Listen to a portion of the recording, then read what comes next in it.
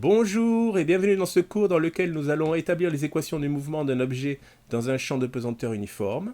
Et ensuite, on verra qu'on peut répondre à certaines questions par une simple analyse énergétique. La pesanteur, c'est la force que subit un objet à proximité de la Terre. Alors, c'est quasiment la force gravitationnelle, hein. Mais vous voyez que cette pesanteur, elle n'est pas uniforme.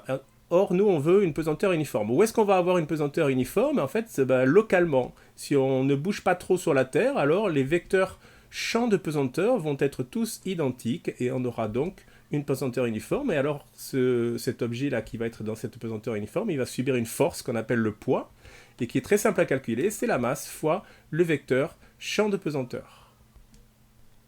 On va étudier le mouvement d'un ballon qui est jeté dans un champ de pesanteur décrit par ce vecteur ici. Et il est jeté avec une vitesse V0 comme ceci. Donc le système étudié c'est le ballon, le référentiel c'est le référentiel terrestre qui est galiléen, donc on peut utiliser les lois de Newton.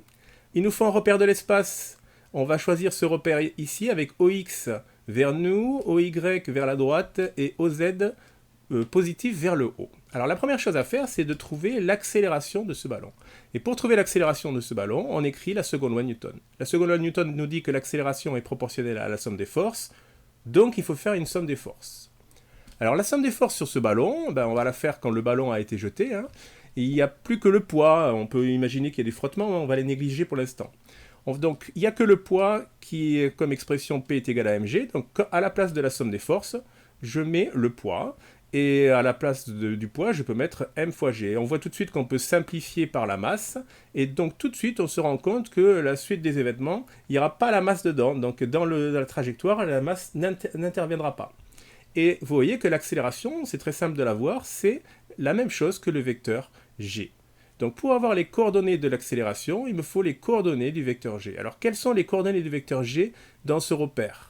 Suivant OX, G ne joue pas, donc ça sera 0. Suivant OY non plus. Par contre, suivant OZ, il y a la norme totale du vecteur G qui est vers le sens négatif. Donc les coordonnées du vecteur G, ça sera 0, 0 et moins G. Et donc les coordonnées de l'accélération, dans ce repère, ça sera 0, 0 et moins G. Voilà, on a trouvé l'accélération. Donc maintenant, ça sera assez facile d'avoir la suite. On va déduire maintenant de l'accélération les coordonnées du vecteur vitesse et du vecteur position à chaque instant, c'est ce qu'on appelle les équations horaires. Alors comment avoir les coordonnées du vecteur vitesse? On sait que l'accélération c'est la dérivée de la vitesse. Donc on va faire l'inverse de la dérivée, c'est-à-dire qu'on va trouver les fonctions qui quand on les dérive nous donnent ceci. Ça s'appelle trouver les primitives. Alors c'est pas très compliqué, regardez. Pour AX vaut 0. Donc Vx c'est une fonction qui quand on la dérive nous donne 0, donc c'est une constante. Si elle est constante depuis le début, donc c'est la coordonnée Vx de la vitesse au début. Donc vous voyez qu'il va nous falloir les coordonnées du vecteur vitesse au début. Donc focalisons-nous un petit peu sur ce vecteur vitesse au début, on va essayer de trouver ses coordonnées. Alors on peut décrire son angle comme ceci par rapport à l'horizontale, on va l'appeler alpha. Et alors les coordonnées de ce vecteur vitesse au début, ici, alors suivant OX, il n'y en a pas, suivant OY, ça sera V0 cosinus alpha, et suivant OZ, ça sera V0 sinus alpha. Donc en fait, la constante Vx au début, c'est 0, vous voyez. Et donc, quand on dérive 0, on a bien 0. Ça marche bien. Alors pour Vy, quand on la dérive, ça va se donner 0 aussi. Et donc, c'est une constante, et la constante, c'est celle qui était pareille au début, donc voilà, celle-ci. Donc ça sera V0 cosinus alpha. Pour Vz, quand on dérive Vz, on va trouver moins g. Donc en fait, la fonction, ça va être moins gt. Attention, la variable ici, c'est le temps. Et il y aura forcément une constante aussi, qui quand on la dérive peut trouver 0. Et cette constante, ça sera V0 sinus alpha. Voilà, on a trouvé les coordonnées du vecteur vitesse à chaque instant. Quand on dérive ces fonctions du temps, ici, on tombe sur les coordonnées du vecteur accélération. On peut faire évidemment la même chose pour trouver le vecteur position, les coordonnées du vecteur position à chaque instant. Ces coordonnées, ce seront des fonctions qui, quand on va les dériver, vont nous donner les valeurs des coordonnées du vecteur vitesse. Alors commençons par x. Si je dérive x, je dois tomber sur 0. Alors c'est donc une constante x. Eh bien, il faut aller voir ce que valait ce vecteur au début. Donc il me faut la position initiale. Alors la position initiale A0, il est ici. Quelles sont les coordonnées du vecteur position au début? Suivant x, c'est 0, suivant y, c'est 0, et suivant z, ce sera h, vous voyez. Donc la coordonnée x, c'est une constante, et la constante, elle vaut 0. La coordonnée y, quand je la dérive, je dois tomber sur v0 cos alpha. Donc c'est v0 cos alpha fois la variable, plus une constante. Et la constante, je vais voir au début ce qu'elle vaut 0. Et la coordonnée z, quand je la dérive, je dois tomber sur moins gt, et donc ça c'est moins 1,5 de gt2, plus v0 sinus alpha, donc il va falloir aussi plus v0 sinus alpha fois la variable, plus une constante, et cette constante, c'est ce qu'elle vaut depuis le début, c'est h. Voilà, on a trouvé les coordonnées du vecteur position et du vecteur vitesse à chaque instant. Donc on peut connaître la position et la vitesse à chaque instant. Ça s'appelle les équations horaires. Et vous avez vu que pour avoir les équations horaires, on fait l'inverse de la dérivée.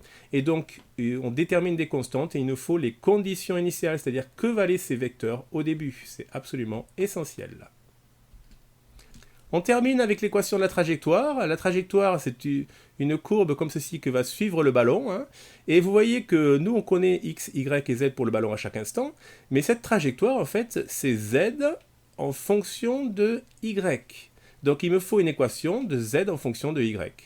Moi, j'ai z en fonction du temps, j'ai y en fonction du temps. Donc ça ne va pas être très compliqué. On va compiler ces deux équations pour n'en faire plus qu'une seule qui va nous donner z en fonction de y.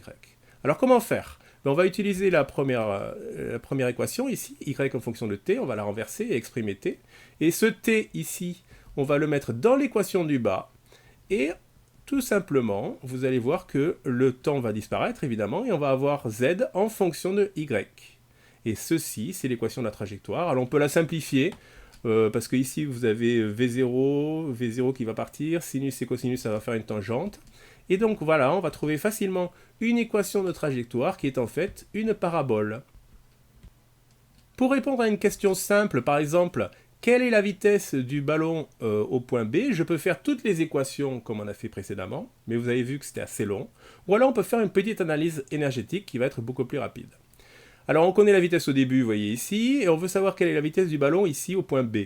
Donc je cherche VB. Comment faire ? Première façon de faire avec l'énergie, utiliser le théorème de l'énergie cinétique. La variation de l'énergie cinétique du ballon, c'est la somme des travaux. Ok, ici il y a quoi comme force qui travaille ? Il n'y a que le poids.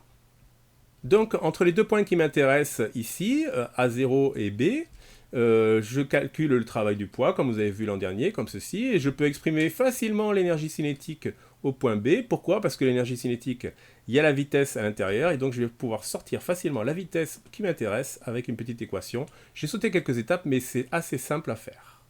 Donc vous voyez ici, sans toutes les équations du mouvement, on arrive à répondre à une question simple par une petite analyse énergétique. Deuxième façon de faire la même analyse énergétique, en parlant du bilan d'énergie mécanique. Alors la variation d'énergie mécanique du ballon, c'est la somme des travaux des forces non conservatives. Ici, on a négligé les forces de frottement, donc il n'y a pas de force non conservative, ça veut dire que l'énergie mécanique, elle va être constante. Alors souvenez-vous, l'énergie mécanique, c'est la somme de l'énergie cinétique plus l'énergie potentielle.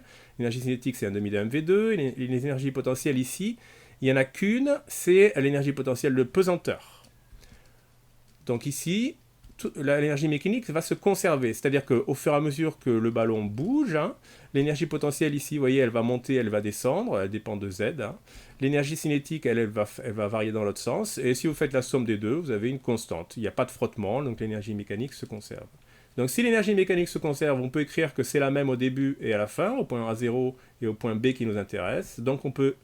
Voilà avec les expressions, donc on va pouvoir facilement exprimer l'énergie cinétique au point B et trouver la vitesse au point B sans passer par toutes les équations du début.